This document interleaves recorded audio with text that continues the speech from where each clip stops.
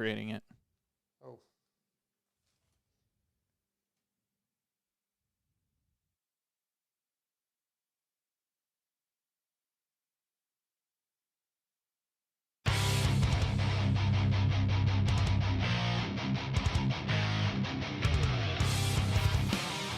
Hey, this is Chase Sexton. You're listening to the MotoXpod show.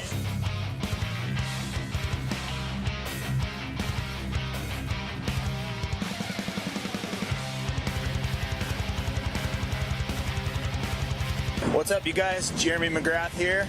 You are listening to MotoXpod show.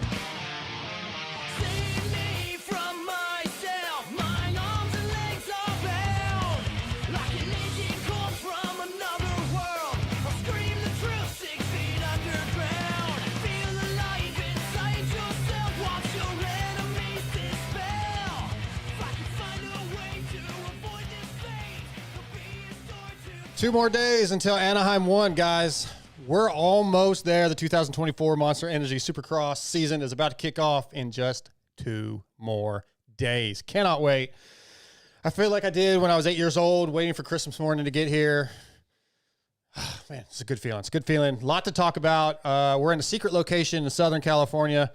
Been trying to hide from all the paparazzi that's been chasing us around, screaming fans. We went to A1 to get our credentials today. It was insane. It was like New Kids on the Block showed up. Nothing? I believe you. Cool. New Kids on the Block. You guys know.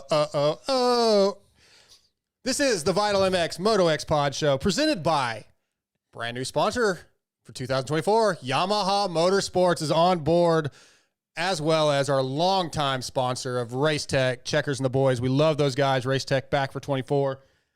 Tonight we have team Creo owner, Jeff Crutcher, and AEO Power Sports KTM team owner Jeremy Scism going to be on the phone.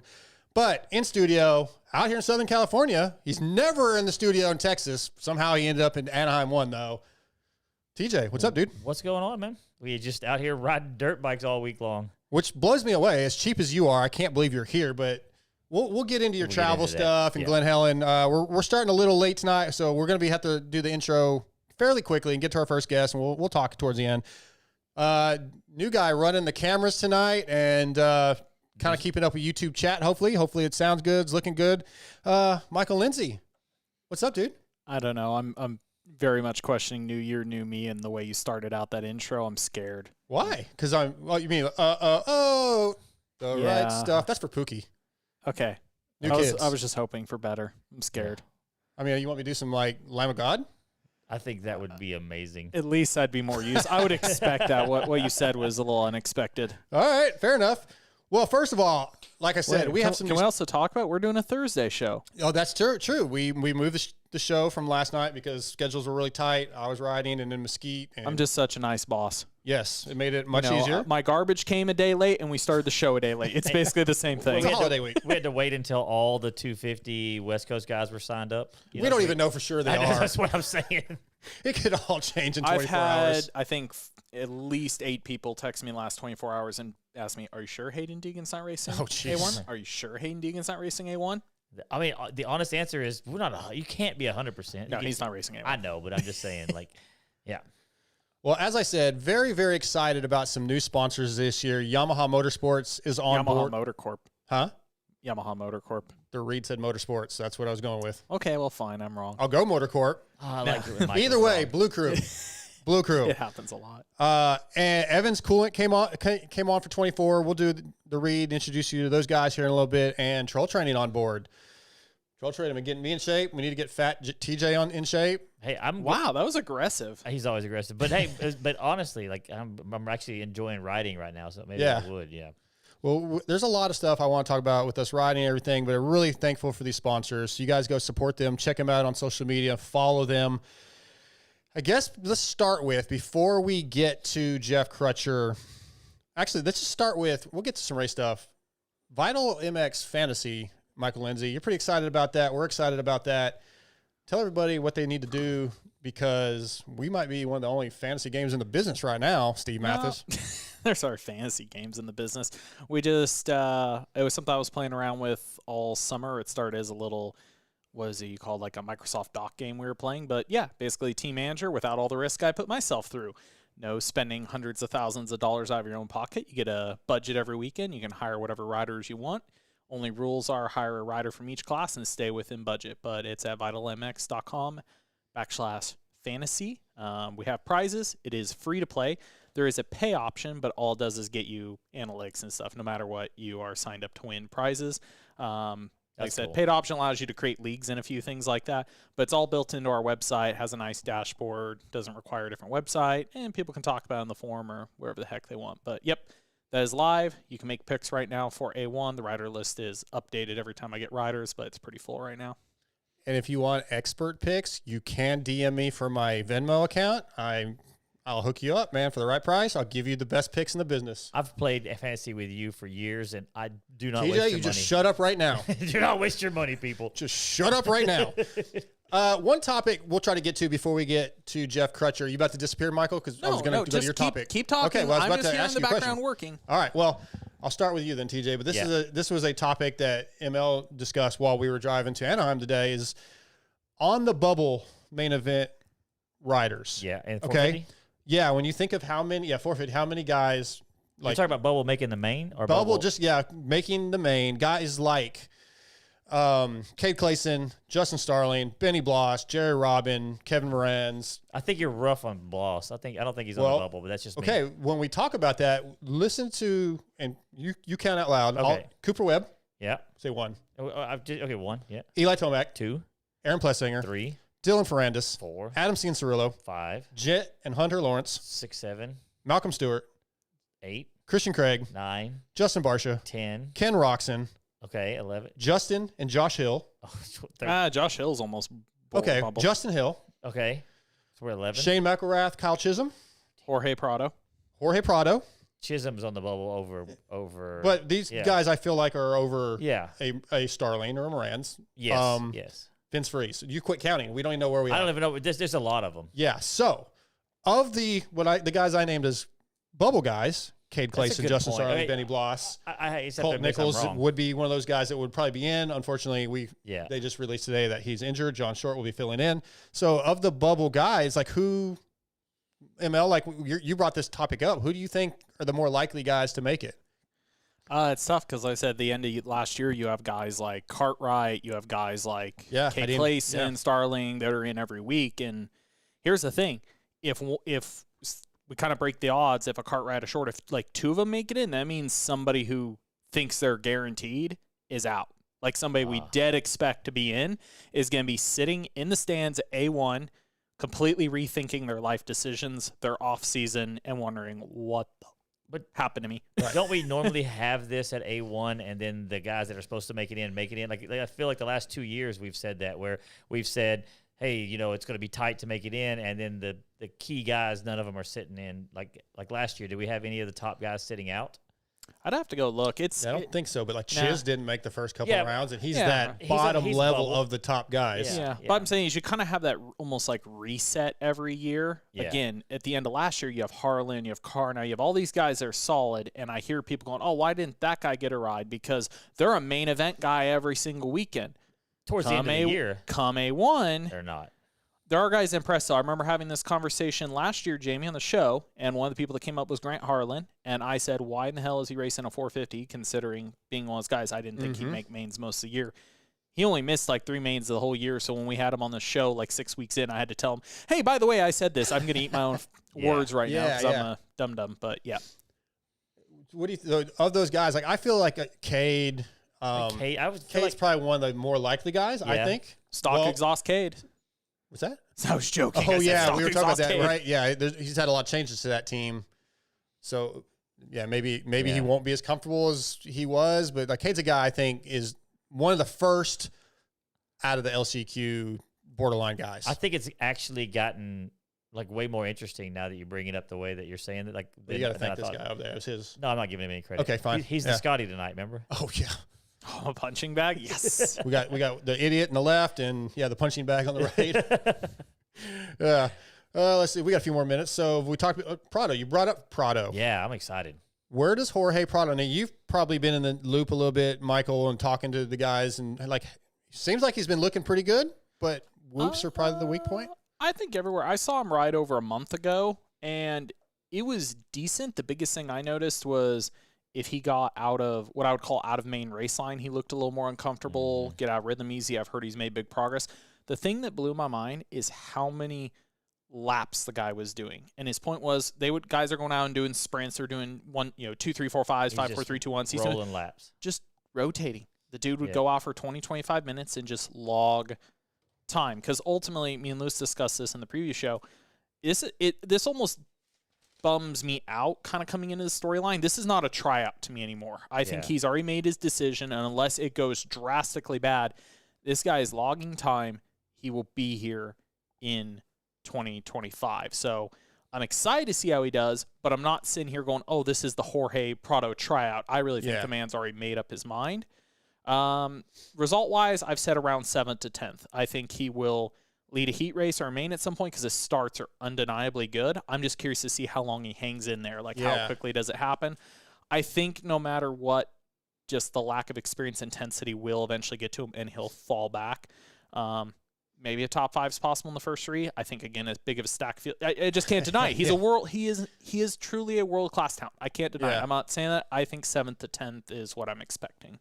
Yeah, it'd be interesting to see who he beats then, who gets beat by Prado at his first Supercross and those top-level guys, because there's going to be a Hunter Lawrence or a Christian Craig or a Barsha maybe getting beat by Prado. And y'all watch the GPs way more than I did, but for me, I think somebody on that level has to come in and like surprise, because I mean it will be a surprise to a lot of fans. Let me put it that way. To me, if he comes in and pulls out a top 5, I probably wouldn't be blown away, just because you can't be that level of a racer. And then what you're saying, ML, as far as logging laps, you can't do that and then come out and suck, I wouldn't think. Right, no.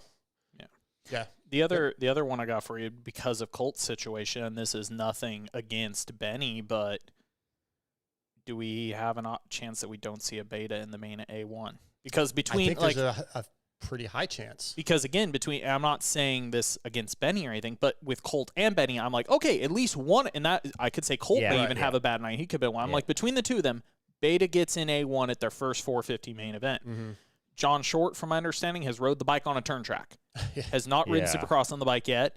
And John would be a bubble guy normally, again, with full field. I love John Short and that mustache, but he's a bubble guy. He's a bubble guy, not in the mains till mid-season consistently kind of guy. Yeah. And then just Benny could, a big name, could have an off night. So, I feel bad because I know those guys have put a lot into this program. It's been a long time coming. But there is a chance that we don't have a beta. All right, our first guest of the night on the line. He's going to be brought to you tonight by FXR, which is designed by racers for racers. With industry-leading fit, finish, and performance, progression is the name of the game with every new piece created. At FXR, we push our brand to the next level to provide you with the best products possible. Used by the Muck-Off FXR Club MX Yamaha team, Mike Brown, Brock Tickle, Chris Kiefer, Benny Bloss, and many more. FXR's core motor roots. Visit fxrracing.com or go to your local dealership to see the complete 2024 lineup, including the Helium and the Revo. Tonight, FXR brings us Team Creo team principal, Jeff Crutcher. What's up, Jeff? Hey, that was a great lead in with FXR. But while we're on the topic of gear head to toe, let's go ahead and talk about how we wear J1 goggle, helmet, gloves, and boots, and then skills sublimated, fully custom jersey and pants. I can't follow up that FXR deal without dropping my promoting right there. That's promotion, and that is what Jeff Crutcher is good at. Jeff is great at that. What's going on, man? How is the GT Arena Motocross Series going? I know you're helping Billy kind of push that series. I think you're going into Dallas soon. So, how's that series been for you and your team? So I'm on location as we speak at the Sand Hills Global Events Center in Lincoln, Nebraska. And I just finished up setting up the canopies and skirts and pit walls and everything. I got 2 motorcycles inside right now. This year has been, it's been challenging in a lot of new ways that I haven't seen. Part of being a team owner and, at one time rider for the team and mechanic and sponsor liaison and negotiator and, entertainer and high fiver. And I have to do everything within the team. I have so many tasks and eventually I'm going to get in a situation with every one of them that's a first time that I've never been in my 20 some odd years of racing the pro class alone. Point being, this year's been a lot of adversity. I'm not saying we're quite PC Kawasaki over the last 2 years, but it's been, man, I definitely sympathize with Mitch and what he's been through over the last couple of years. Now, the difference is I was never a juggernaut. I didn't have the fastest bike with the fastest riders. And the point that I say this is, anytime you're building something as a startup, and to quote, Silicon Valley, whenever you move fast and break things, you're going to have a lot of a bit of turbulence and a bit of pushback and a bit of, riders are going to get hurt. Yes. You're going to run into illnesses, which we're dealing with this weekend. Jorgen's 50-50 on joining this weekend. He stayed home. He did not go to Estonia over the Christmas break, and instead he went and hung out with his man Tarvo in Sacramento. And just in the process of flying, he managed to catch something over the Christmas break, and he's had a pretty gnarly fever for the last 4 days. Oh, that's a bummer. Yeah, I know. He called me earlier. He was like, dude, I don't know what to do. And I'm like, bro, you've had a fever for 4 days. Like this is concerning. You need to go at least to like an urgent care center and get checked out. I mean, and he told me he's been taking Dayquil and NyQuil and trying to fight this fever as best as he could. And, and then his mechanic, Merrick, he did go home to Estonia, and, whenever he was there, he got sick and came back. And, the thing is from what I understand, and I haven't traveled internationally that much, it kind of sounds like their germs are different than our germs. And whenever you bounce back and forth, there's a bit of you become more vulnerable, more liable. Your body doesn't have those antibodies to fight two different completely kinds of flus and colds and viruses. And, COVID's doing its thing again, as it does every winter now. And so, we're running into that kind of stuff. A lot of logistics, working through suspension and a handlebar. I mean, it's everything is the thing. Like sure. Everything that not can go wrong, will go wrong, or has gone wrong. But there's a big spectrum here. Okay. And I have to handle everything. Yeah. And the hardest part for me is, and this is any manager, team principal, CEO, executive, board member, anybody, doesn't matter. Whenever you're the guy making the decisions, eventually you get tired of making decisions. Yeah, and sure. And you get decision exhaustion. And I've got a really good friend of mine, Skylar Windmiller, that is he's a great coach. He's actually younger than I am, but he works for a company called Next Staff, which is one of our one of the team partners, and his whole thing is business development. They franchise medical staffing agencies and labor staffing agencies all over the country. They have 35, 40 offices in the franchises. So he does business development with the franchisees. And I bring this up because his whole thing is finding the best in people and helping them work towards their dreams. And we've been doing a lot of that. And he's been helping me understand decision exhaustion and how I have to make less decisions every day, small decisions. I mean, it's as simple as deciding to look at Instagram. It's as simple as deciding to read an email that honestly, or, spend time reading an email that's not really getting me anywhere, or deciding to give someone time and effort that doesn't really bear any fruit, and I try to make myself accessible, but I am starting to get to that point where I'm having to dial back, just being social and being nice and jovial and everything, because whenever I start engaging with just stuff, again, those are decisions, and I mean, it's as simple as do I want a dark roast coffee this morning or a medium roast coffee? And it sounds silly, but no, the minor details. Yeah. Right. You add up a lot of minor details. Every single decision you make, you start making a lot of petty decisions. And then by the time whenever, my rider calls me and he's like, dude, I smoked this part. What are you going to do? And I have to make a decision. And I'm already pissed off because I'm like, I've already made too many decisions for the day. So this is a whole new thing that I'm having to figure out. I didn't know that I was going to set out to, have to, be coached on how to make decisions. And, it sounds very macro, but it's actually a very micro thing that repeatedly throughout the day, I have to be aware of, just the way that I conduct myself.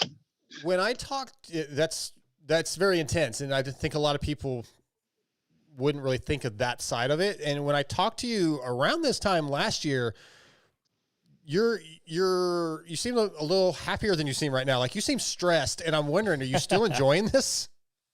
Hey, dude, here's the thing. All right. I keep telling myself, last year was a lot, up until this weekend, last year was a lot easier. Shit. We won a main event. We had podiumed, I think, every single main but one between Harmon and Bees.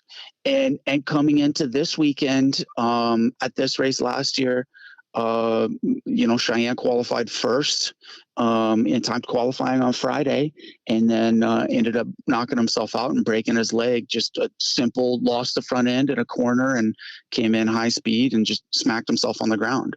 So whenever we talked last year, we were in a lot better position. This year I've had Jorgen broke a bone in his foot. Tyler Gibbs, he pretty severely sprained his wrist. We've burned through a lot more parts this year. And that's, I got 3 guys this year, and, we did switch up some of our aftermarket suppliers. And so it's getting used to and figuring out the communication and understanding. Plus, I mean, dude, I've got a guy that is MXGP level. Jorgen has been world-class for several years. I mean, he's been riding for a team since he was like 13 years old on a 125 and the EMX 125 series. So, I mean, he brings a lot of, he has a pretty high bar, and I have to accommodate that. And this is not in a bad way.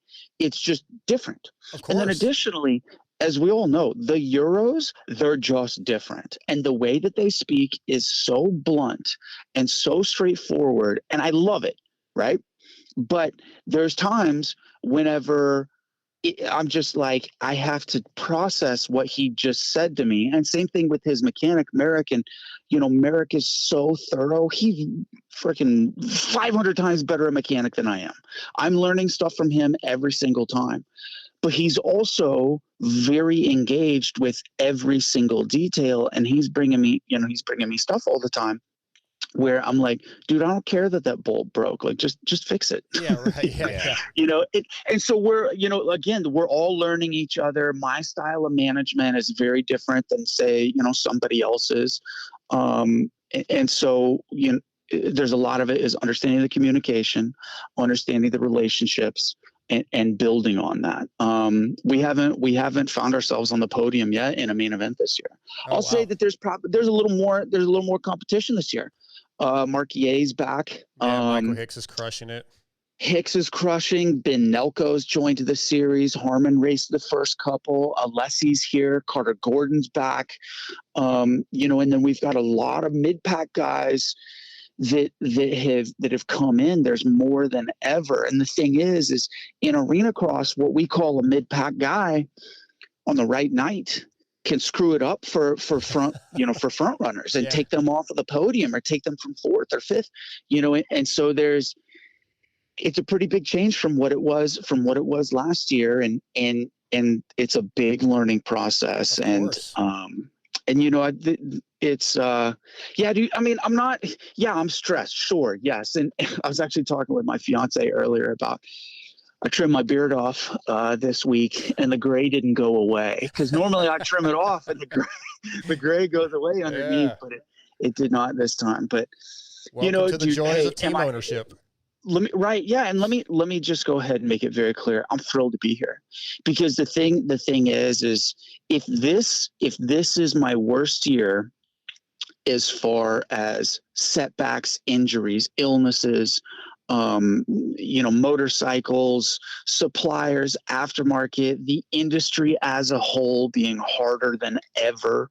I know November in power sports was just god awful.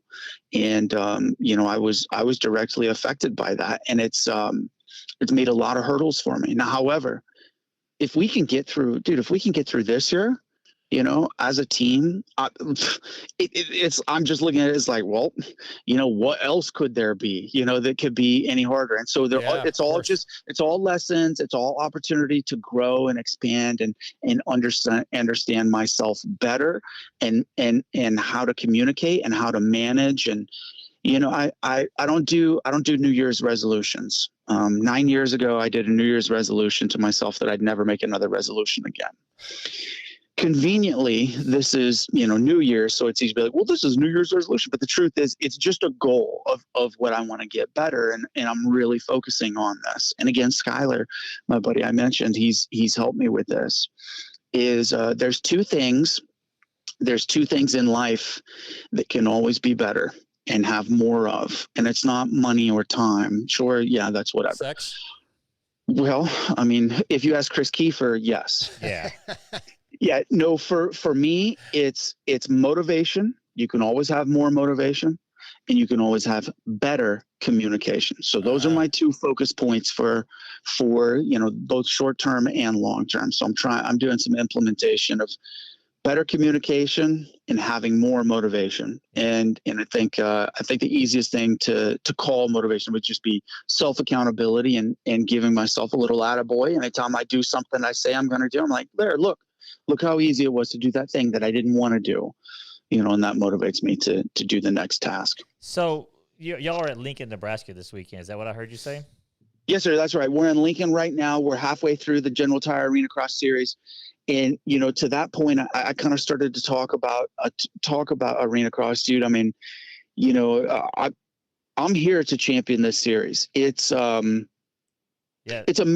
It's amazing what Jay has done with this. I mean, he's a great guy. He's a stock car guy. I mean, he came from the four-wheeled world of racing champ cars in Southern Missouri and in midget sprints. And he used to have this event a long time ago called the Winter Nationals, and he'd have pit bikes, race the TT course at the one place that he had events. And then that turned into having Arena Cross. Now here we are. I think he's been doing this series in its different iterations 10 or 12 years now. Yeah, I've known him for many years. And Lincoln, Nebraska is always has good turnout. How has it been this year? They have two competing Arena Cross stuff, but it seems like there's been enough meat on the bone for everybody. Have y'all's turnouts and stuff like that been good? To that point, let me say that I don't believe that we have two competing Arena Cross series. I think that we have two promoters that are extremely active in seeing that the sport of Arena Cross lives on forever. Yeah. And they're both tackling the same job very differently. I know that McQuarrie and Smith are, they're all in on their series, and we can all agree they've done a fantastic job of taking what Todd with Cycle City had, just maintaining the AMA series, and they bought it from Todd, and they've lifted it up to what it is now.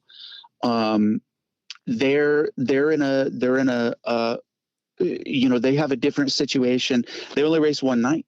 Most of their races, we race two at ours. The overall money is now. I'll say, the AMA series, the Kicker series, they have a very healthy year-end payout. But every weekend in GT Arena Cross between the two nights, I mean, it's almost a wash between the two. It's practically the same money. Yeah, I've seen there's basically almost just hand riders money to get them there, just to help them out. Has done that. I mean, I've watched it personally for some riders I know where he's like, hey, I know you're struggling. This is like all away from everybody. Here's some cash. We want to keep you coming. We want to keep you going. And he's a really good dude. Yeah, absolutely. And that's the thing. I mean, like I said, you know, Jay's actively trying to make Arena Cross better. You know, not to make it great again. I know that the AMA series and Robbie grew up racing AMA or PJ1 in the late 90s and early 2000s, and he's trying to take it back to the glory days of the Mike Kidd series. And Jay's tactic is different. I know that he's concerned about amateur entries, you know, and giving the local rider a grassroots, you know, opportunity to race inside. So that's one of the major key points of this series is it's for everybody. It's not just for pros. Of course. Yeah. It's cool. The pros are the leading tip of the spear. And we're on Fox Sports 1 with, you know, Kristen and Daniel and Erica and JB, and we've got a fantastic production team, and it's all post-production. Yes. It's not aired live, whereas the AMA series is aired live on their website that they host everything through. So it's just two very different offerings. To say that we're competing, I mean, they're racing in Colorado this weekend, and we're racing in Nebraska this weekend. I think this is the closest the two series will come together on the same weekend. I would not say that they compete. I'm kind of going on about this because it's important to me that, you know, everybody that listens to this understands that there's two completely different motives here between the Kicker series and the General Tire Arena Motocross series. Yeah, and I think people do understand that, honestly. It's just right. Yeah, it's just different objectives. But I mean, hey, we're thrilled to be here. You know, I mean, we've got a good program, and it's very valuable for our grassroots partners, you know, such as, you know, we just partnered with Bees Moto Lab based out of Wichita, Kansas. They're a KTM Gas Husky and authorized WP center. And Brandon, I mean, he is as grassroots as it gets, and he has a very personal relationship with Arena Cross. He raced a lot of Arena Cross in the mid 2000s. And, you know, we saw an opportunity to partner together, and this gives us an opportunity to go race in his market still. I mean, you got to think the shops in Wichita, that includes Colorado, Nebraska, Missouri, Illinois, Iowa, Oklahoma, Arkansas, Texas, even parts of New Mexico. You know, and I know that with Brandon's Cobra dealer, you know, what he does with Cobra, dude, I mean, he's slinging parts and bikes all over the country. I mean, he's, if not internationally also. So, I mean, he's you know, nationally renowned Cobra tuner. And it's again, point being, there's a lot of kids here with Cobras that have that Bees Moto Lab sticker on their front fender. That's and cool. Yeah. And then we go, and then the cool thing is we're on the pro class, and you know, I've got Jorgen and Tyler and Dawson Cobb. And then, you know, I think that we're kind of rubber stamping the dealership as, hey, this is a world-class dealer, not just grassroots.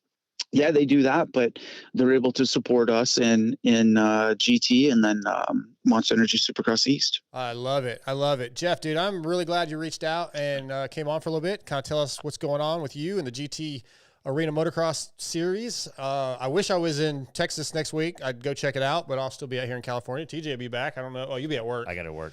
But I know a lot of our local buddies that race are going to come out and check that thing out, and probably a good portion of them will do the amateur side. But really appreciate you coming on here and letting everybody know what's going on.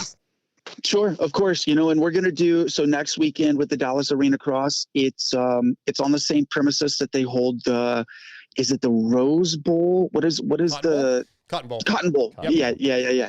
At the Fair Park Coliseum. We're right next door to that, right in the heart of Dallas. And Dallas Harley Davidson is our title sponsor for that weekend. And we'll be at the Harley shop signing autographs and taking photos. So we hope to see everybody there. Absolutely, awesome. Guys. If you're in the Texas area, Oklahoma, hell, Louisiana, even Mississippi or whatever, make the drive. Go check out the GT Arena Motocross series. Go see Jeff and his team. It's a good series. Thanks, Jeff. Really appreciate you coming on. Jeff Crutcher tonight, brought to you by FXR. And yeah, dude, have a good night. Thanks so much. All right. Take care, guys. All right, Jeff. See ya.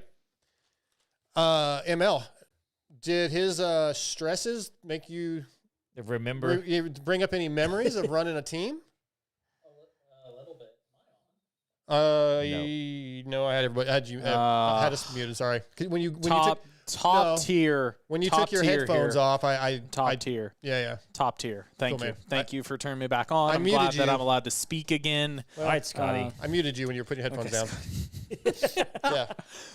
Anyway. Yes, and like his point is you do have to make an ungodly amount of decisions. It feels like every day, and I used to joke that I felt like I was pulling off a miracle 4 times a week. It sounds like he kind of feels the same way.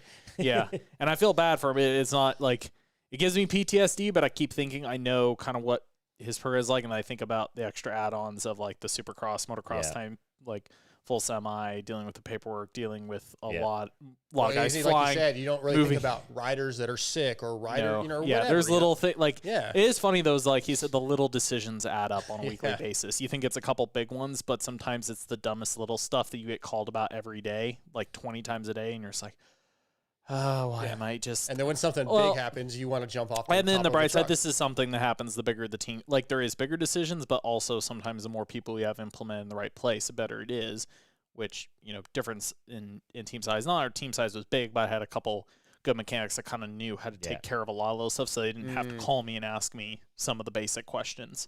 Cool. So actually, that was a big difference between year 1 and 2, between having 2 full-time guys that have been factory mechanics versus just some buddies help me out. Was also some of the small day-to-day stuff went down on questions, and the questions got bigger. Yeah. I want to remind you guys, the Vital MX MotoXpod show is presented by Yamaha Motorsports and Race Tech. Yamaha, a reputation for dominance. It doesn't happen overnight. It's built over decades. The YZ story is 50 years of iconic machines and groundbreaking innovations. Yamaha's new 50th anniversary edition YZs pay tribute to a half-century of championship-winning performance wrapped in stunning retro style. Check them out at Yamaha Motorsports at YamahaMotorsports.com or go to your local dealership. I got one, TJ. It's sitting right over there. I wanted to have it behind me, but ML said no. That'd have been cool. I don't know why he's such a like a wet blanket. I think there's just a lot of stuff to move around to get it here. There would be a lot of We stuff. were a little short on time. I say put At least I found Corvette. the cable. I say we should have set it up with the Corvette in the background. That's a cool car. Yeah. So. Well, maybe next week we'll do it from that side of the studio or the garage side and have the Corvette and the bikes in the back. The Corvette's so sick. Yeah. I mean, it's pretty cool in here. I also want to thank Race Tech, which is the world's largest aftermarket motorcycle suspension modification company in the world. They have over 35 years of experience providing factory-level suspension to the everyday rider. We really appreciate Checkers and those guys. They've been on board with us for a long time. Race Tech. Go to your local Race Tech service center. Hit those guys up. Get to know them. They're probably at your local track riding with you, and you may not even know it. Talk to them about changing your fluids. Maybe you need to adjust your spring rates. Those guys will help you out, get you in the right direction. Race Tech on board. Thank you so much. No. Somebody put in the text, no one tells Dark no, so I just said no to you just because I could. Thank you. Our listeners are the best, except for the ones that like Scotty. Yeah. Wow. Sport and Wood, you're on my list, man. You know it. You're on my list. Before we go to Jeremy, we'll get him on here in just a minute. Let's go to you first, ML. What are you most excited about for A1? Like, there's some big deal, right? Chase Sexton changing teams, Cooper Webb changing teams, Jet's first pro AMA Supercross race, Eli coming back, or maybe something else. Like, what stands out to you Saturday night? What are you waiting for the most? That one's a little tough. Like I said, I mean, there's so many storylines going. Mine's always Chiz. By the way, if you guys saw the advertisement earlier, Chiz was supposed to be on tonight. Flight got delayed. He's in the air right now. We'll reschedule him. We couldn't get him to do this. It wasn't good enough Wi-Fi. Well, he was like, "Hey, I'll do whatever I can. Can I come on a little bit later?" But he was like, "I'm sorry." It's like, "No, it's on us. We moved the date anyway." That means he needs to be in studio next week, right here, sitting in this chair. Maybe we can get Chiz and Brittany in here. But that's why for me, there's 2 major ones. I feel like the Jet one, I kind of already know, like third to first, like the expectations there. I don't. Yeah. I don't know. I don't feel like I have that much question marks. Mm-hmm. The 2 question marks are, how good is Eli at round 1? He was amazing early in the season last year. And how is Chase on the KTM? Those are the 2 that stand out to me the most. I'm not trying to downplay Jet. If Jet wins, I'm not surprised. Like, Jet already proved so much in outdoors last year in the SMX races. I think we all know what he's capable of. Not that we don't know what Chase and Eli are not capable of, but I feel like their little question marks are much bigger. Jet's going to do what Jet's going to do, but I'm more curious about Eli and Chase at this point. How about you, TJ? Yeah, I would think really and truly, I'm actually, for some reason, really excited about the 250 class. I don't know why. I just, because it's kind of up in the air, because we don't have anybody who's been dominant, like, coming into it. I'm just kind of really excited to see what are we going to see. For me, I think I'm really most excited about Kenny. For some reason, I feel like Kenny's going to have an exceptional year. I don't know. It's just something in the back of my mind that keeps, like, poking at me. Like, Kenny's sounded gross. Kenny's coming this year. Kenny's going to be like podium guy almost every week. I know awesome. It's unlikely. There's something in the back of my mind. So I'm going Kenny is what I'm excited about. And I'm also excited about Eli coming back. Like, this is the first time I've really been excited about Eli for some reason, but Kenny's my high point. The one I thought was interesting, me and Lewis discussed about Kenny the other day, because Where'd you discuss that? What? Where was that discussed? On Vital MX. Well, you should go check that out, huh? Guys listening, go check that out. What? I mean, I'm trying to give you a spot here to promote, man. Come on. I never know if you're supposed to be screwing with me, and I thought I was throwing you a softball. No, you weren't. You just threw a piece of cheese on my face. He threw a softball to you, and you handled struck it out. Just like Scotty would have handled it. Exactly. I'm really living up to it here. No, but with Kenny, we talked about this the other night. Like, I am not excited with Kenny in a weird way to say that. I'm not as excited for on-track results. I'm excited to see what just happened. Like Lewis said it, I'm excited for Kenny the person. I'm really curious to see. He's coming to the end of another one-year deal. There's a lot of rumors about Ducati. What does World Supercross do? What does Kenny's future looks like? Like, where does he want to place himself? Where does he want to race? Like Kenny the person and the rest of his career path has me super, super interested when it comes to Kenny and the way he's carrying himself. The results are going to be good, plain and simple. So I'm not as interested in his racing results because I know they're going to be good.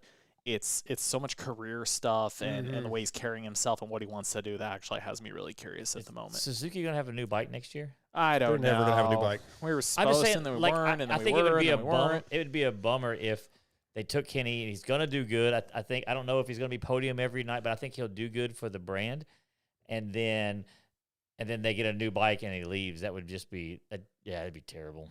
Did you hear any rumor? I don't remember where I heard it, but somebody said they were going to add an electric start to Kenny's bike. Did you hear that? Yeah, I actually talked to Larry directly about it, and they were going to – he said it was a project this offseason he wanted to look into. It's but the easy. heart – I mean, kind of. The case – like some people say, oh, there's an electric start case. Well, it's for the RMX cases, but then you can't use the current cylinder – like the new cylinder head that runs the center port exhaust won't bolt to the cylinder in that bottom end cases. So it's not that easy. There's some – aftermarket option, but like just the weight was the biggest thing. The bike's already heavy, and then add that plus add a battery somewhere on the bike in their airbox. Like it just all adds weight. So it was something that they were interested in doing, but I don't think they ended up going through with.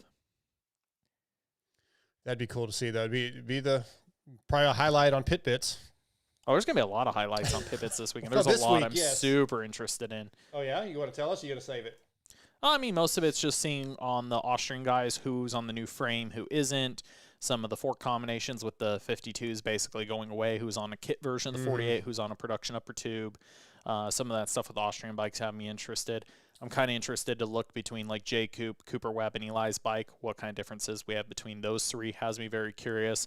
I think the Lawrence's package won't look that different from last year. I could be missing there. I don't really want to know about the Lawrence's package. You were the one that was talking about Kenny coming a few minutes ago. Well, that's Kenny. You're a little too interested. He's in a little Kenny old. He's a little older. The Lawrences are too young. Yeah, moving on. Man, I don't know what's wrong with everybody. You mentioned 250s. Who's your 250 highlight? For West Coast, I'm curious to see if, from what I've seen test, everybody, who's flying at the test track. Dude, Shimoda looks amazing the couple times I've seen him ride. Phenomenal. I want to see if that carries into A1, like if he just comes out and can stamp it. Because we've kind of been waiting for Joe to get to that level, and I want to see if he does it. And then the other one is I'm very curious to see Max Volan. I kind of have a podium. I'm feeling a podium for Max. Wouldn't surprise me. I want to see that. We'll get back to that discussion in a second. We got our next guest of the night on the line, brought to you by Guts Racing. Andy Gregg and the Guts Racing crew continue to provide the best seats and foam in the business. If you want the same seats used by Rockstar, Husqvarna, Hep Suzuki, and many more, then you need Guts Racing. They have numerous color possibilities, staple or Velcro installation options, winged seats, and the best foam in the business with the Phantom Ultralight Seat Foam. Don't forget, they have complete seats for the Telaria and Super 73 and covers for the Sur-Ron and Segway. They strive to ship orders within 36 business hours, so visit gutsracing.com, and don't forget to let them know the MotoXpod show sent you. Tonight, Guts Racing brings us AEO Motorsports KTM team owner Jeremy Scism. What's up, Jeremy? How you guys doing? Well, we're doing good, man. I bet we're probably have a little less stress than you do. How was setup at A1 today? It actually went pretty good. For the first time with the new rig, it went pretty smooth. Yeah, so you've been doing this a few years now. We just had Jeff Crutcher on. You know, he owns an Arena Cross, GT Arena Cross, Arena Motocross Series team. He sounded very stressed out in year 2. At this point, are you pretty much like it's just another day? You kind of know what to expect? I wouldn't say that. No, this year was definitely pretty stressful as far as changing rigs, new riders, adding a third rider to the team this year. There was a lot of new things this off season that created a lot more work. Well, give us a couple examples of that with the new riders, with adding a rider, getting new riders. Like, what are a couple specific things that happened that were kind of like, oh shit, I wasn't really expecting this? The biggest thing is trying to get them comfortable on the bike setup, how picky they're going to be, where they came from. I think, obviously Talon, was, I wouldn't say difficult, but coming from the factory team to us, was definitely a change. You know, they have a bigger staff, can probably do things a little bit quicker turnaround than we can. So it takes a little bit longer to maybe get a setting change on the suspension or, a part or something like that. And, obviously like I still run 3 dealerships on top of the race team. So sometimes it takes me an extra day or 2 to get something done. But, adding, getting Ryder McNabb out of Canada, getting him down to the States, just the time frame to get him down here. So we got a late start. So he actually won't be riding the first futures round. He's not going to ride until Daytona. Okay. Just because of the late start on the bike, and just want him to be ready. So his first race will be Daytona, and then we'll obviously do St. Louis and the finals. So you mentioned Talon Hawkins a minute ago, and I did a industry insights on Vital MX with you a few months back, and you were talking about how like you would like your program to be a place where a rider like him that had some factory support, it didn't really go as planned, but your team could be a place where those guys can come and kind of reevaluate, readjust, and maybe find their way back up to a factory level team. Do you still feel that way? Is that something that you really would like to see happen? And how is that working so far, having a kid come from the factory team to your team? I do think our program is pretty, I wouldn't say parallel, comparable as far as equipment and suspension. Obviously we have, we've talked about Mark Johnson's background with REP. He came from KTM, was there for 10 years, won multiple championships with Marvin and Dungey. So his expertise on the suspension is one of the best. So I think our suspension level is on par for sure. And then the motor, we have a good motor package that I think is comparable. And then obviously the new setup and everything with the new rig and all that makes it nice. But yeah, I think that it's just the time frame is what is the hardest, is like I said, the turnaround, not having the bigger staff. But hopefully that'll keep growing. And then we'll be able to get things done sooner, turn around quicker. And then, so yeah, that's kind of. Yeah, that makes sense. TJ? Yeah, Sorry. so you have riders like that where you kind of guys come down to your team from, I'm going to say like from the factory teams, or you have a rider who y'all have brought up through the years, or like in the past you've had riders come up that way. Do you have trouble getting riders who didn't have the factory background to actually test and work with? Like what's the differences you deal with those guys? like obviously that we have fill-in rider Derek. Derek's hurt, so he's going to be out for at least I would say 4 to 5 rounds. So we brought up Lux Turner, amateur kid, showing a lot of promise off season, especially on Supercross. He's going really good at the test tracks and stuff, but hasn't done much testing. Right. Is very easy. He's very, very happy with the bike. So he's honestly easy because he doesn't know. Maybe he doesn't know what he really wants or anything. So he's just stoked to be on the program. And right. We haven't had to do many suspension changes. We put him on a very similar setting to Derek, and he loved it. So it was a pretty easy transition for him. So but I do think it could go either way. A kid that doesn't know how to test or how to portray what he's looking for in the suspension, what gearing he likes, anything like that. So, it can go both ways. You get easy kids that just ride the bike and love it, or you can get guys that don't know how to tell you what to change to make it better. And then you got guys that are probably overly picky and blame everything on the bike. So have you run into riders who are super grateful for the ride and maybe they're missing out on some speed because they won't test? They don't want to tell you, or they don't, you get what I'm saying? They don't want to ruffle any feathers. So they're just going to ride it. Or they just don't know what to say. Exactly. So they're not improving the bike. I don't think we have run into that much yet. Maybe a little bit with Breeze last year, just not knowing what he was looking for quite on the suspension, but he never made it difficult. I wouldn't say made it super difficult or anything like that. So, but yeah, it can be a challenge if they don't know, you don't know, and they don't know. Sure. So. Yeah, but your platform will help them learn those things. That's what's so great about having, your suspension company rep available. Those guys can teach them. Yeah. Well, hey, buddy, I know you've been stressed out the last couple of weeks, but you do have some really good news. It actually shows up in the little corner of your photo here. You guys landed a pretty big new sponsor going into this year, which I think is pretty cool because it's sort of, from the outside looking in, it looks very outside the industry, but it does tie into the industry and your business with the shops. Would you want to talk about that? Yeah.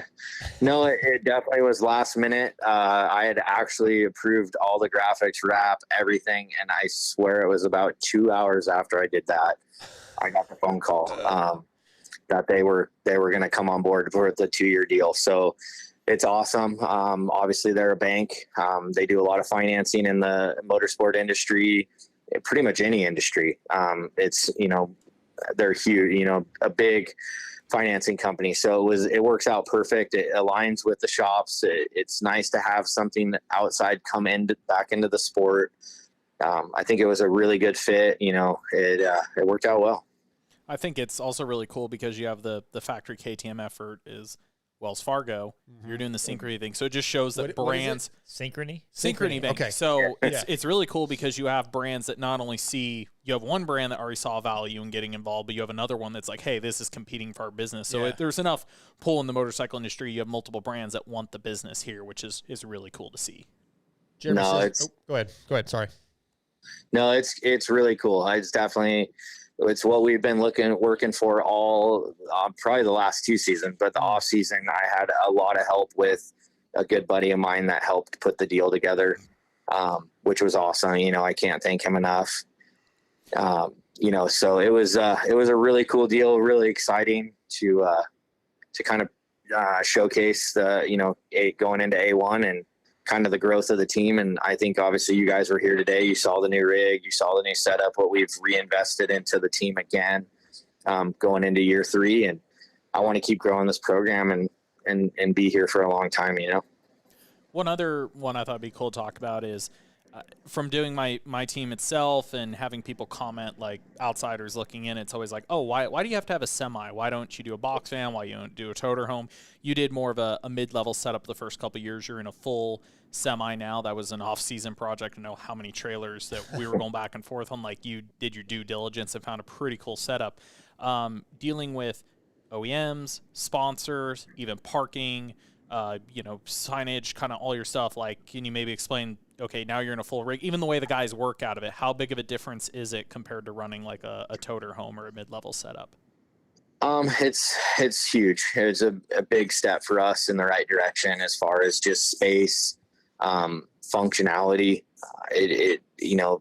appearance too. I mean, sponsors want to see you look exactly like the factory teams, and that's, definitely what we did this off season was make that move.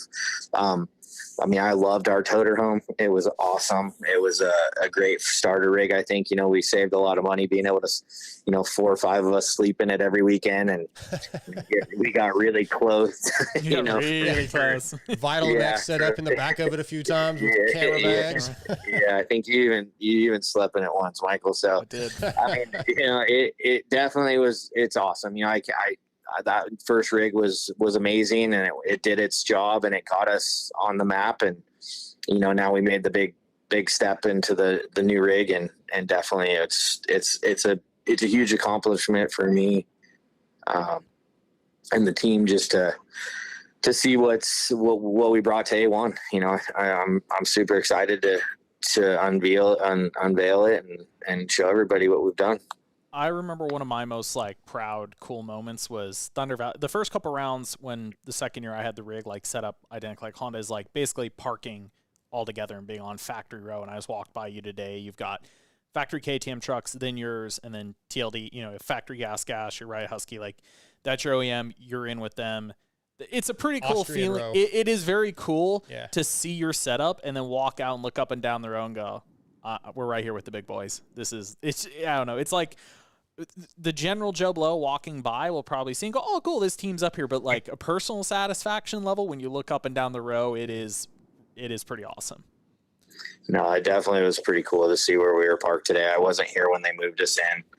But when I got here and saw where we were at, I was pretty happy. Definitely worth, doing what we did. I think that every round of, we're in the mix and in line with these guys, it helps with these sponsors, for sure. And we need them, to keep going and, potentially even go to maybe run an East Coast program next year. That's kind of the next step from where we're at now, is to hopefully do a complete season, not just West Coast and outdoors and SMX, that we can maybe next year add East Coast, either East Coast 250, or maybe we'll even do a 450 program. Oh, wow. Yeah, that'd be a big step, another big step. But we are gonna, I'm sure you guys, we've talked about it before, but Derek will be on a 450 outdoor, which will be cool. So we will kind of dabble in the 450 program, going to outdoors, which will be pretty rad. And I think Derek is going to surprise a lot of people on that bike as well. So I want to go back to Synchrony. When you grab a non-endemic sponsor like that, what are they looking for? You said you had a friend help you put that together, but what assets are they looking for? What are they wanting in return? What do you show them numbers wise? What does it take to get somebody like that to come on board? A lot of it, is going to be social media stuff. Obviously that's huge. And we're still trying to grow our social media page as well on the race team side. But just obviously they got a lot of coverage. They're on the Shroud, so they're co-title. They're on the Shroud. They got the helmet with 6D, and then obviously they're a massive logo on the truck. So that alone, and then they're going to do a lot of stuff with the dealerships, which is cool. So they're going to try to figure out how to do better programs with bike financing, parts financing, stuff like that, which is cool. So they're going to use us to try to maybe run some new programs or pilot some new deals to see if it'll work for them. So we do have the dealerships, which is awesome for a lot of the sponsors. A lot of our endemic sponsors love the dealerships too, because not only do I, use the products on the bike, our race bikes, but it's what we try to push inside the store too. So there's a lot of our return on investment with a lot of the endemic sponsors, which is good, I think I actually financed a bike through Synchrony one time. Oh, really? I have. I'm almost positive I have, yeah. Awesome. Well, you got to check them out. Jeremy, brought to you tonight by Guts Racing. Jeremy, for each of your riders, what's going to make a successful Supercross season? What are you looking for out of them? What are your hopes? Obviously building on next year. Last year, our goal was to be fighting inside the top 10 every weekend, which obviously Derek did that for us and Supercross, and finished the series 9th, had a couple bad rounds, but obviously had some pretty great rounds. So I think a step in the right, moving forward, like to, be knocking on top fives. I definitely think we have some talent to do it. Talon coming off his second, this will be his second full season in Supercross and outdoors. I think he can get up there, and when Derek gets healthy and back on a bike, that's obviously potential too. That was our goal this year, was to build off last year, and he was definitely starting Supercross training really good and until he got hurt, and we're just obviously kind of at the mercy of the bones healing and stuff, which aren't going fast enough for us. But it's we need to do it right and make sure he's healthy when he gets back, because we don't want him to get back on the bike and then get hurt again and then have another setback.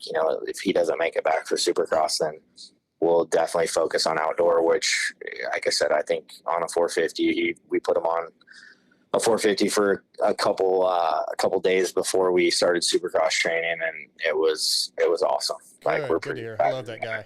Yep. Yeah. We're big DK fans here at the MotoXpod show. We had a regular check-in with him almost every week for a long time. Yeah. Good dude.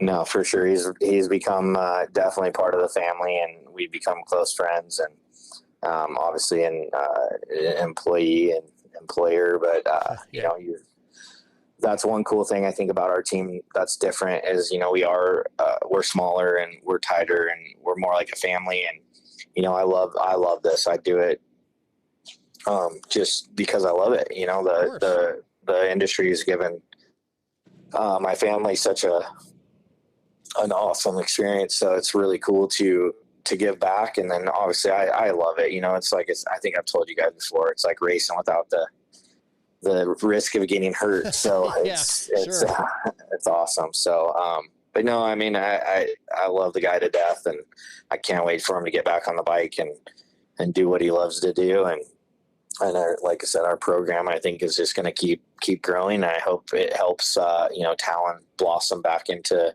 what everybody knows he can do. And obviously I've really enjoyed working with Ryder McNabb. He is awesome. I definitely didn't know him very well at all before we signed him, and barely talked to him. I didn't even talk to him on the phone until after we signed him, pretty much. And he's gotten down to SoCal, and dude, he fits right in. He's one of the group. And then obviously we brought in Lux last year, as a fill-in for Josh when he was hurt a couple of outdoors, and Lux fit right in. So it was just an easy decision to bring him back up and give him an opportunity. And, he's another kid that is very appreciative and busts his ass for us. So we're excited to see what he can do. Yeah. We had him on after Loretta's too. We liked him a lot. So yeah, looking forward. We're definitely gonna come by tomorrow and see everybody. Hey Mel, got another one? Yeah. One more for maybe somebody. I'm kind of curious, maybe if you can share like what the direction of your team is in the sense of who you hire and how you're looking at stuff going forward. Because in the case, of course, of Talon and Ryder, you had people that were inside the Austrian family. Of course, you're between your dealerships, your team, you have a very close tie to KTM. They're helping you more and more. But then you also have Lux, who's somebody you guys kind of picked, and it shows that you guys can pick good talent. So like going forward, what, the next couple of years of the team, what are some of your goals? Is it partially to help KTM bring up some of these riders that maybe they don't have a home for at the factory side? And how much do you think you'll also be picking talent that you want, like, say, again, like a Lux or somebody? It's pretty, you kind of hit it right on. We're definitely going to be a development program for them, or basically like a helper team where they can, say they don't have a spot for, like Talent was a perfect example. They didn't really have a spot for him, but they didn't want to let him go. So my team was a great fit for him. So they kind of helped set it up. Ryder wanted to come to the US. Same thing. They didn't have a spot for him. So it's a perfect building team, and they know the equipment's good. So it was a perfect move. And then obviously they were good with Derek, me keeping Derek because he had such a successful Supercross season last year and kept building. So they kind of give me a little free reign on who I pick, but also they have some say in, they do have some help in the direction we go. So awesome. Well, Jeremy, dude, we're really excited. A1 will be at press day tomorrow. A1's right around the corner.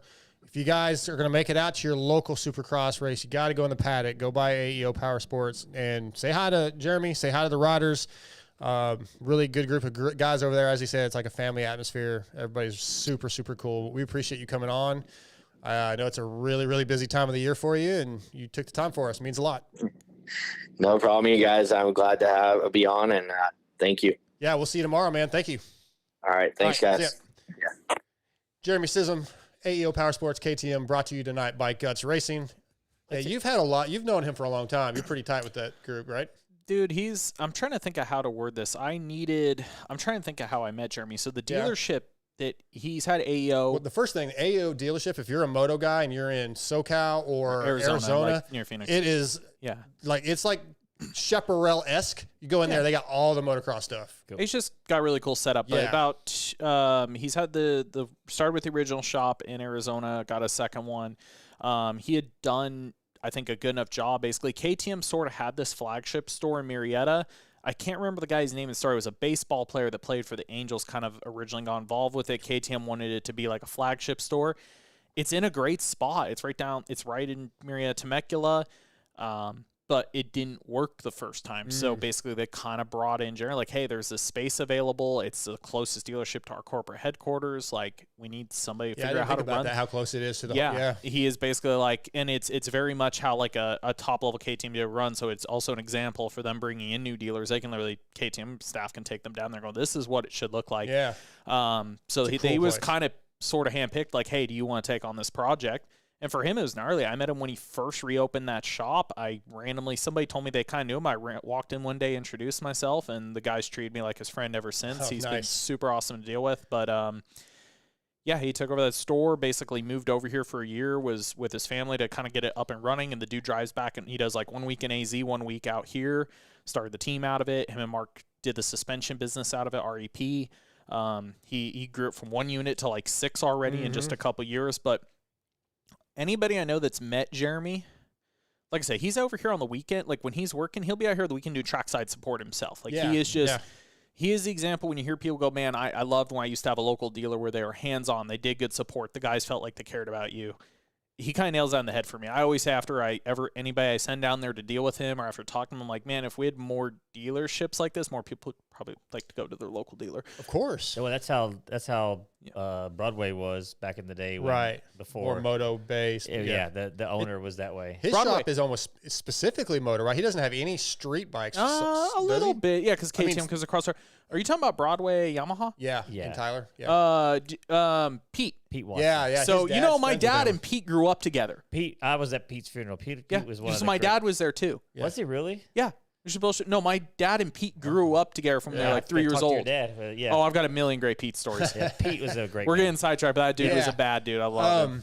CJ Wilson, one of our listeners. Yes, it was CJ Wilson. Dual Enduro said it was CJ Wilson. Okay. Yes, it was. And they only did it like it was all premier done. I thought it was going to be a big deal. I think it made it less than 2 years and tanked. Oh, wow. But I said, Jeremy, I think, should I do it? And that's why like KTM trusts in the team. So much stuff they help him with. Like, again, the dude makes a lot of things happen, but he's also extremely hands-on the way he works through all the departments of the store and everything. Like, I don't know how the dude does it. Yeah, well, if you want to know more about Jeremy and AEO, I did an Industry Insights with him. You can search that on Vital MX. And about a year ago, ML, you did a video. You went to the shop, sat down with him. Was when I first started. Yep. I think you guys went through the suspension shop, and so that's on the archives on Vital. Probably just search out AEO, I would assume. Yep. So good stuff. Go check that out. But definitely go by and say hi. You can go by Factory KTM, Factory Honda, and you're probably not going to get a whole lot of time with the people under the tent, but Jeremy will take some time, and when Derek Kelly's there, and Talon Hawkins, those guys will come up and talk to you, and it's really cool, man. They'd love to see you guys come by and say hi. So go give them a shout out. Tell them you appreciate them being there. Let's get into the X-Brand Forum check-in. X-Brand's back for 24, and X-Brand is your choice for clear vision and a leader in motocross and off-road goggles. X-Brand is used by many of the top GNCC riders, including 2023 XC1 champion Craig DeLong, 2023 National Hare and Hound champion, XC1 champion Dalton Shirey.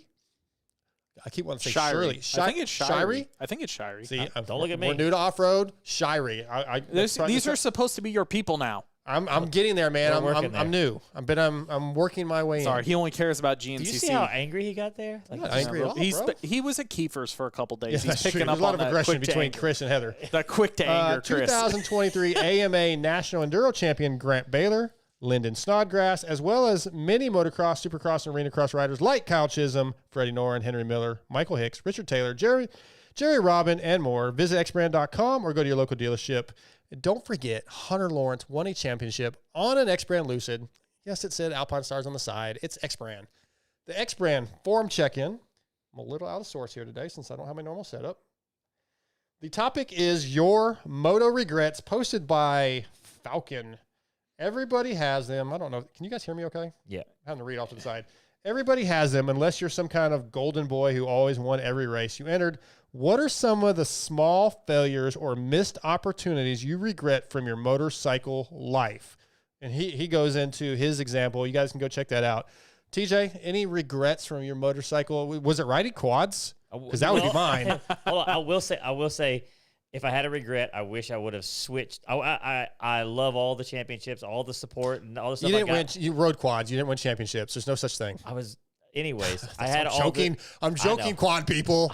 Anyways, but I wish I would have switched to dirt bikes sooner. Yeah. Like instead of when I quit racing, like at the top level, whatever. I wish I would have stayed. I wish I would have switched dirt bikes right then. But yeah, that's about it. That's really the only one. That's really.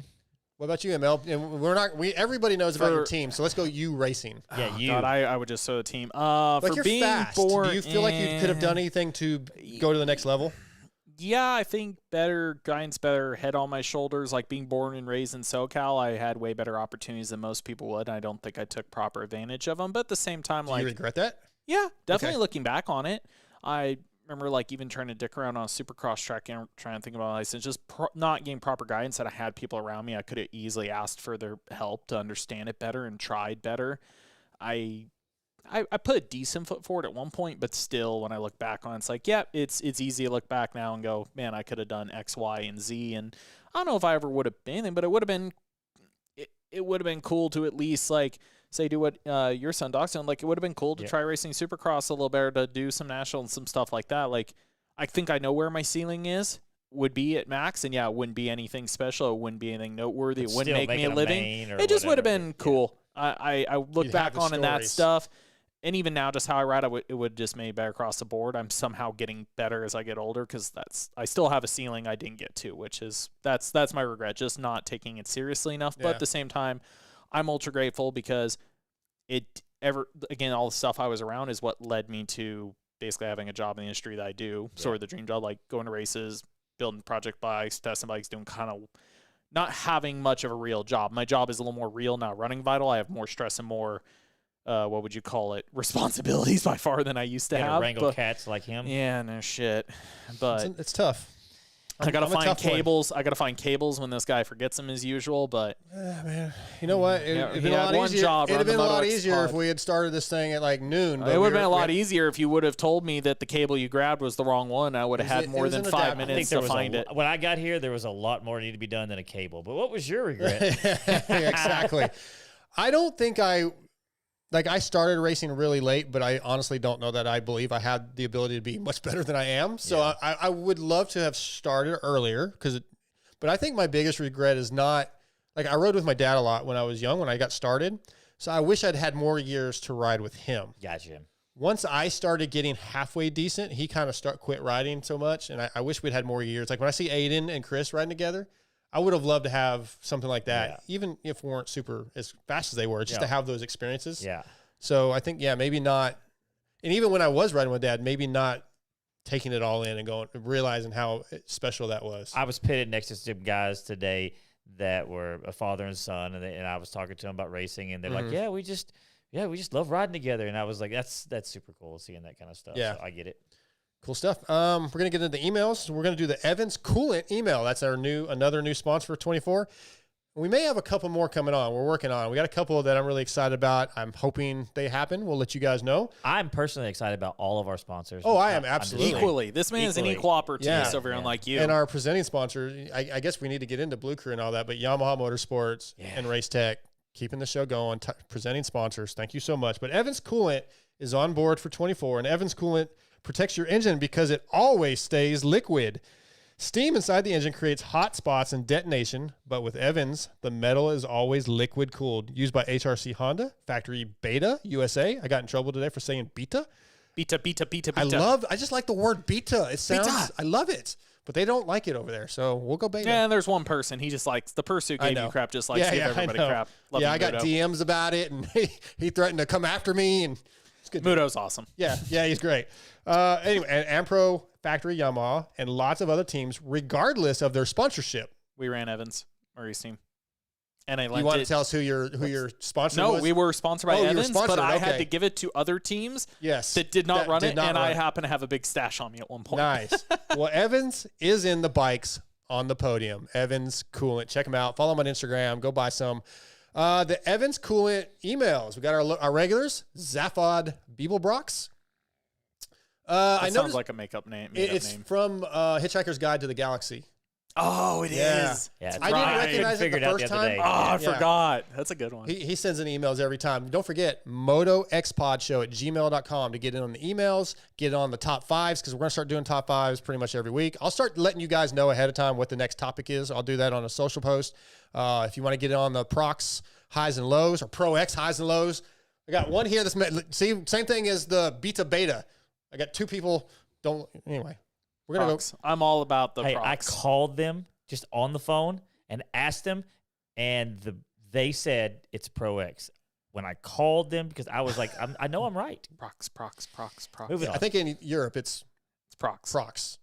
Anyway, it's a European company. Zaphod says, I noticed no one in the industry ever speaks ill of the negative health effects of energy drinks. I guess it would be like shooting your golden goose, but with how much the athletes are focused on their fitness and nutrition, it's weird that energy drinks are such a big part of the sport.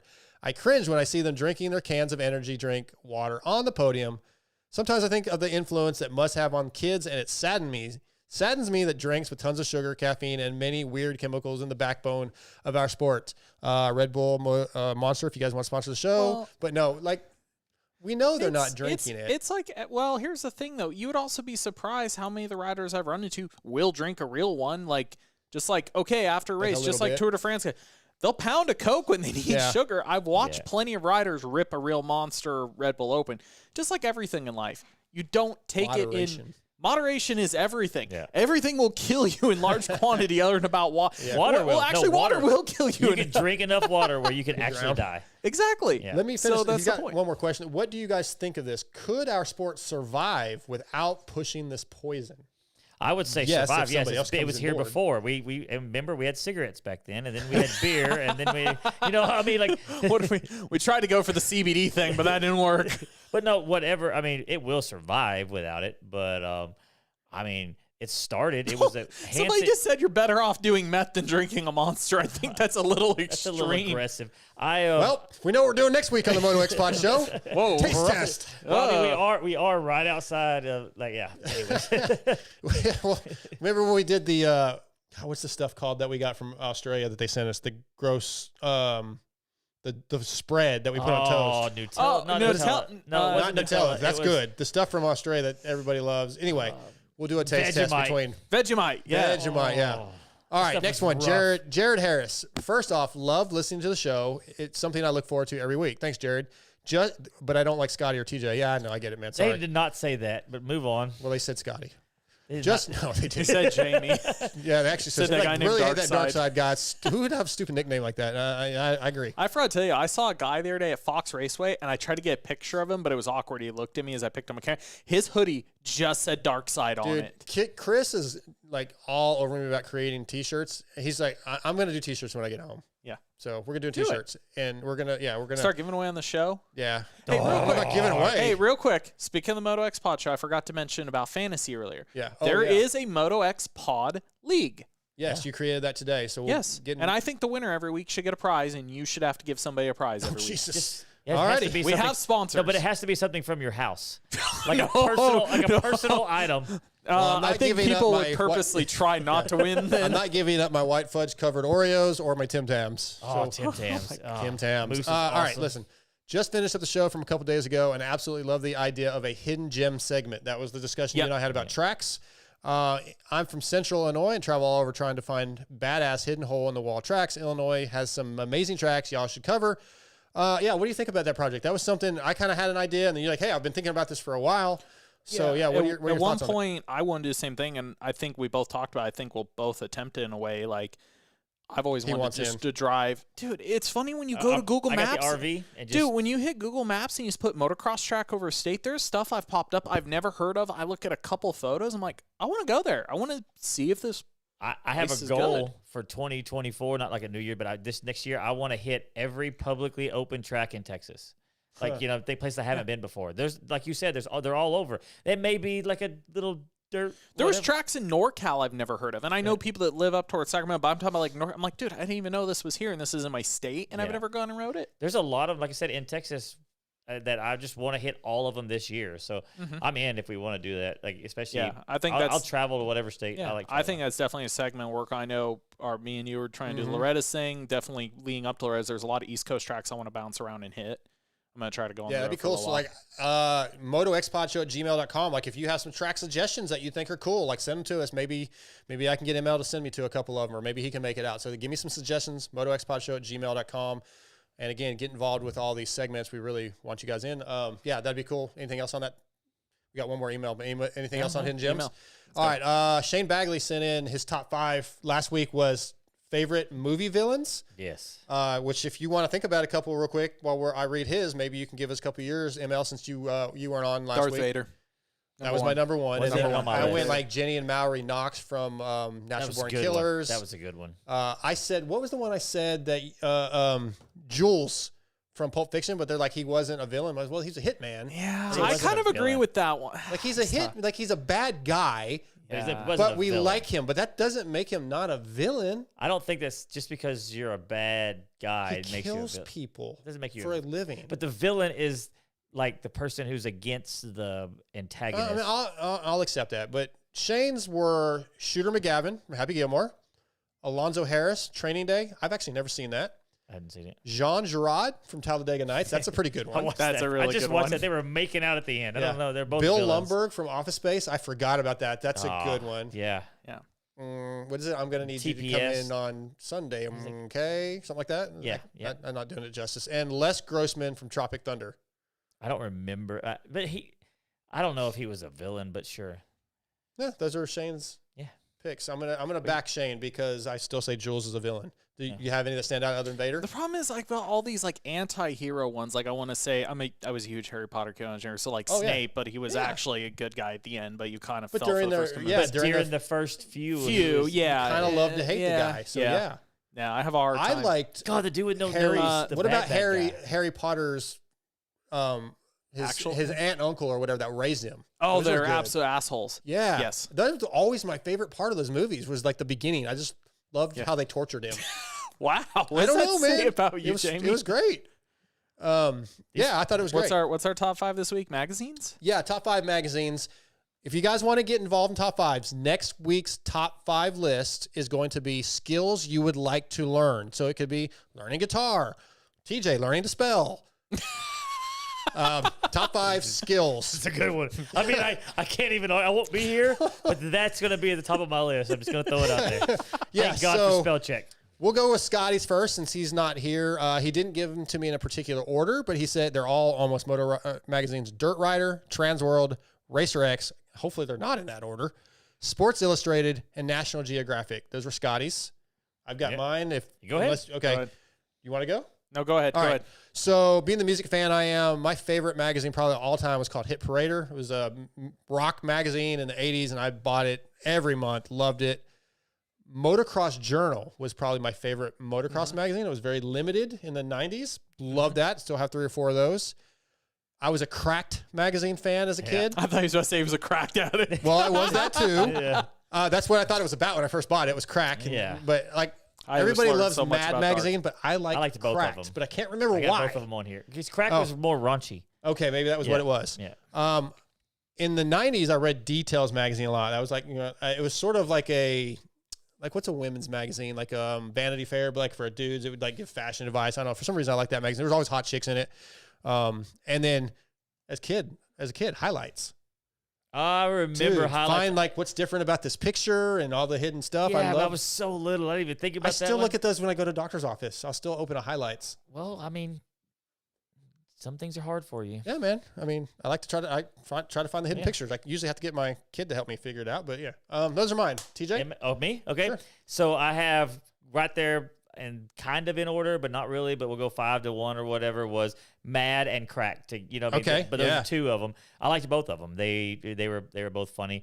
The Thrasher was a really good one. Was really big growing up. Like I love. I was a skater. That's how I grew up as a skater. I like that and BMX Plus. I didn't think about those two. Yeah. And then for some reason, even when I was a kid, I loved Auto Trader. You know what I mean? And the Thrifty Nickel. I don't know if y'all had that. Oh my God, you're a Thrifty Nickel. Wow. Do you know what this is? Yeah, Thrifty Nickel. So, yeah. And then my number one. Is that even a magazine? That's like a newspaper. I know, but I'm saying I'll put it with Auto Trader. But my favorite of all times was Popular Mechanics. Okay.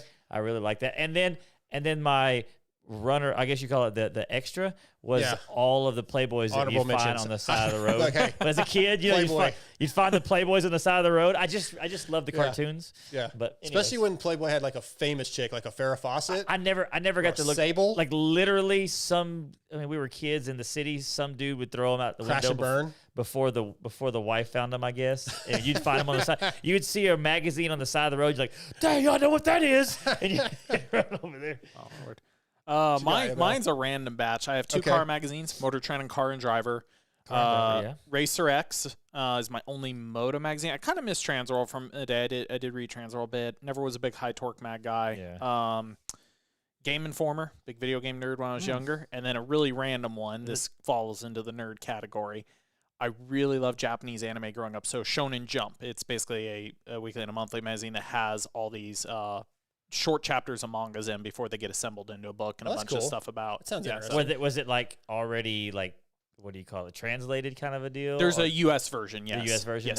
That's cool. Yeah, that sounds cool. I like My oldest son is really into that stuff. So very, very little. Mine's a little bit of a random mix for sure. So was mine. Mine was highlights, Playboy, and Hip Raider. So yeah.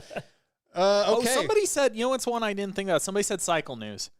Oh yeah, that actually, especially in the late '80s when I first got into this, and somebody mentioned recently, I don't remember why it was, we're like, dude, it's so cool to see like your name in there. You look for results. That's why I say that. I forgot is still Cycle News, like late 90s, early 2000s while I was racing, like 50s and 60s. I could still see like Paris Hot Summer, GFI series and Gold State series stuff. I would still see results in there. So I didn't remember looking through start racing and stuff till I was like 20. So the only thing I didn't. Yeah. I actually got some articles published in there, but that's about it. That's right. You mentioned that before. I don't know how you do that when you can't spell, but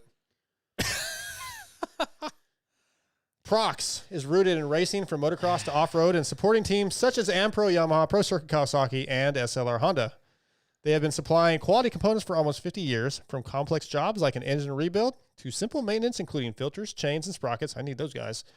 Prox aims to bridge the gap between OE quality and affordability. Find Prox at your local dealer or visit prox-usa.com and search your parts for your bike. Prox, highs and lows for the week. I'll go first. Yeah. You may not even, you forgot this is probably even a segment. I didn't give you a heads up. No, I remember. Okay. So I know how this works. Okay. My highs are A1 right here. I got the ride at Mesquite. That track was awesome. Thanks to those guys for having us out. Thanks to Chris Kiefer for allowing me to tag along since he paid for everything pretty much. And Yamaha coming on board and all our new sponsors. My blue crew sitting over here, my purple it's and white and purple and blue crew. Those are my highs for the week. My lows are Colt being hurt. And that's really all I got for lows. It's been a good week. Those are mine. I'm going to sound ball humbug. My low is that it's a 1 week. It did not feel like we had off season. Right, somebody told me, that's a good point. That's a really good point. I need more time right now for this. I'm not good. Maybe if you weren't riding every day. I've been trying to get ready for Loretta's over here. Loretta's champion pro. You slimmed down a little bit, huh? Yeah, we're getting there. We're like 30 pounds. We got another 30 to go. It's noticeable. If he would get on troll training, he'd be there. Oh, if I was on troll training, I'd already be there. Look at this physique. Okay. See that on camera? Well, let's do that again, please. Oh, Jesus Christ. We just went to X-rated. My highs,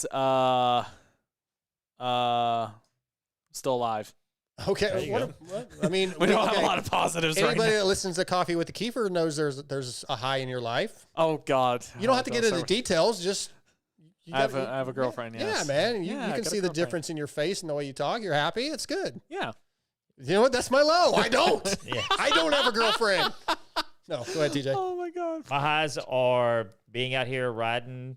Yeah, finally. And our Andrew friends Short. finally, JT Cooley and Chase Moore, our buddies who were here a little bit ago, always say they're going to do the stuff with us, and they bail every time. They but almost bailed. Here. They made it this time, and that's a super big high. My low is the rain made Kauai not open, and Kauai? It is Kauai. No, it is Kauai. I called them, and cool. on their recording, I was going to ask him because on the recording, the people say Kauai Creek. Okay, I say Kauai. See, I used to say Kahia, and I swear Kiefer said Kahia. No, maybe not. But a lot of people, even other people I've talked to, they say Kahia, but it's it is Kauai. The way it's pronounced, because it's an Indian word or whatever, is Kauai. Okay, all right. I interrupted you as I generally do. That's fine. That's what somebody need to work on. Actually, I just realized I do call Kahia, and two people I know that work there call Kahia. Oh, okay. It's a script, but it is Kauai. It is Kauai. On the recording, it says Kauai. All right. But it doesn't matter.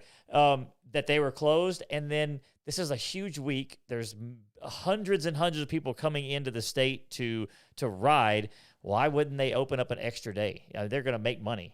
We're opening up Friday so people can come ride who are here for A1. It just seems like they're just throwing money away, and that's a huge downer for me because I really like that track. I've ridden it a couple times, and I really like it. So MotoXpodShow@gmail.com.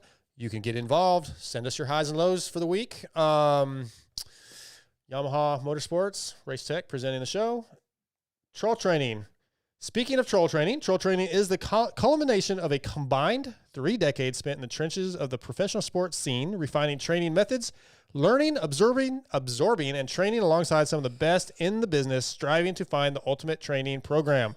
Alex Martin and John Wessling combine their experience and expertise to help you become the strongest, fittest athlete you can be. ML, TJ, me, with expert guidance in helping you navigate the many nuances of training, including periodization, endurance, strength and conditioning, riding technique, on the bike structure, nutrition, and more. They're confident they can make you the best version of yourself. All of our training sessions are thoughtfully designed to deliver the maximum results in the minimum amount of time. No matter your goals, they can help. Let them take the guesswork out for you.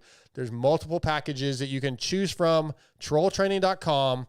We're going to do our troll training picks for Anaheim 1 450 class. Scotty sent his in. First to third, Jet, Tomac, Mookie. No. I like the Mookie one. Yeah. I feel Mookie's going to be, that dude was leading last year a couple times in the first 2 rounds. Crashed, kind of threw that away. Both those races and ended up getting hurt, I believe, in between because he did his knee. Wasn't San Diego? What was round 2 last year? Now, or it was San Diego was the second round because Oakland rained out. Yeah, Oakland rained out. Yeah, so Mookie's gonna be good. My picks are Ken Roczen's gonna win, Stamp It, Eli Tomac, Jet Lawrence, and that was a tough. It's a tough one, man. But what do you, who wants to go next? I think that I got to write these down so we can look. I think Chase will win. Okay. I really do. I know he's new to the bike and he's not. You don't know the secret. Maybe I don't know the secret. There's no secret. But I really think he's just going to come out and win. There's going to be so much pressure on Jet. I think that he'll more than on Chase, the defending champion, on a new team. Yes. Okay. Because the hype's going to be around him. Because there's going to be so much intensity. The people who aren't like everybody's like Jet's the best. He just went 24. He's all this kind of stuff. Are you just trying to make sure that Lewis still likes you? No. This is a legitimate pick. This is a legitimate pick. Okay, just checking. Okay. So, and I think I do think Jet will get second, and I was on Eli for third. I think the people on top will be the people on. You know what I mean? Like the best of the best will be the best. All right. The best of the best will be the best. Wow, insightful. Yeah. And I bet the worst of the worst will be the worst. Me. But there are the best of the best that have issues. And they'll be the best. And that have issues that won't be. So, Tomac win, Chase second, Jet third. Very insightful over here. Big, bold predictions.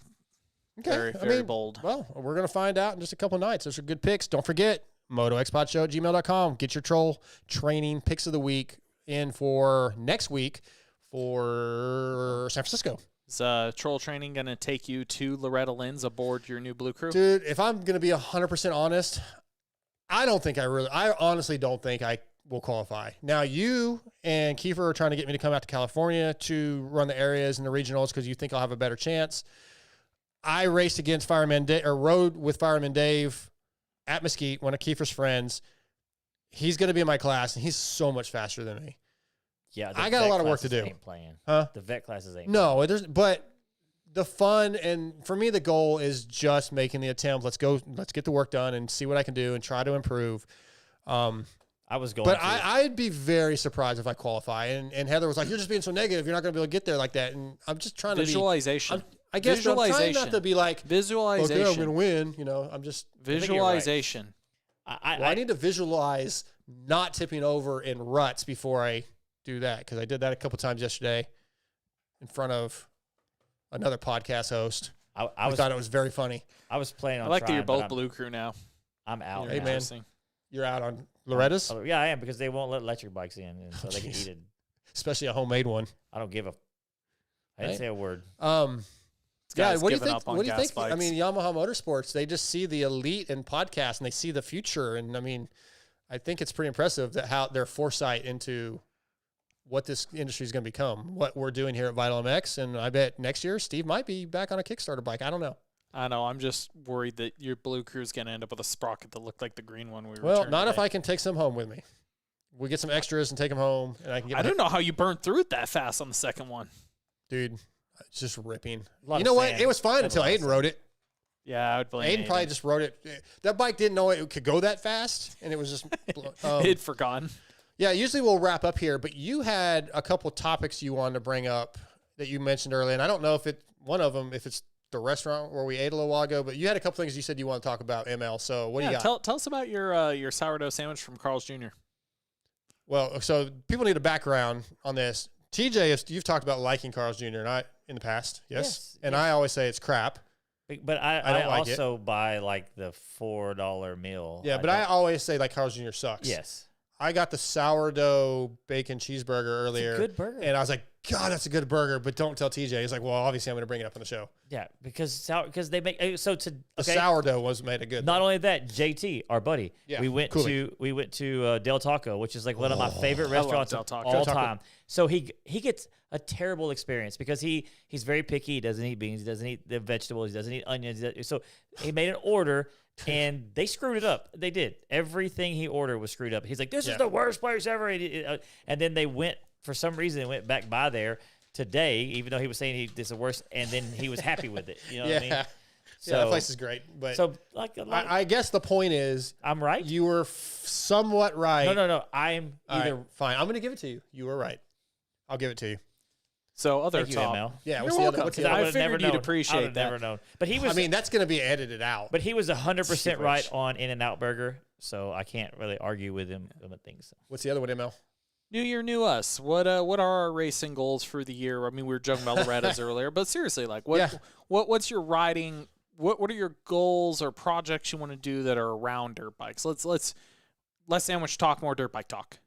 I want to do more events, and that's something that we've been working on. Like, I want to do a few more GNCCs. I want to do some that I haven't done. I want to ride more. I do want to get better, and I don't know how to do that, like, if I'm being honest, because I've... Not crashing helps. Well, that helps. Like, going to some of the... like, going to club, and those guys are kind of giving me advice. It's hard for me at my age to change something I've done my whole life, basically. I don't know that I have a goal of being like, okay, I'm going to get so much better. I just want to ride more, and hopefully that will come. But I want to ride more events and just ride more. I want to spend more time on a motorcycle. That's really my only goal, is to ride as much as possible without losing my job because I'm riding too much. I'll tell you one that's actually just even, I feel like the last couple of weeks helped me a bit with riding is I guess it's just one of those things as you get older, you thin down to a couple things you like to do. Mm-hmm. I remember early 20s, I was like, okay, I'm cycling, I'm mountain biking, I'm riding dirt bikes, I play a lot of video games, I like to go hiking, adventure a lot, tried a couple different little sports here and there. I would try to learn, what was it, like a bunch of my friends, one of my friends made me, actually, sorry, I say one of our friends, our video guy, Dylan Dylan is like in that mode where he wants to learn something Derek's new. brother. Yeah, he wants to learn something new like every couple weeks. Yeah, and honestly, between him and a couple other people and my girlfriend, it was like, oh, let's do some different stuff. I always swore to God I would never skydive in my life. I skydived, and I went and tried to learn Skydived. something like that. I tried to die. I jumped out of a plane and attempted to die, basically. And then I went snowboarding for the first time the very next day, and I haven't skied or snowboarded or tried any of that in 20 years. So just little stuff like that I've kind of noticed. I don't know, just went on the bike and there was stuff I didn't want to do. I would be more in my head, more like, okay, I'm not going to do this or try that because I know I'm going to crash or something. But lately I've just tried to have more of an open mind about trying new stuff. And it's easy. It's one thing to say that, I feel like, on the bike, trying to push yourself.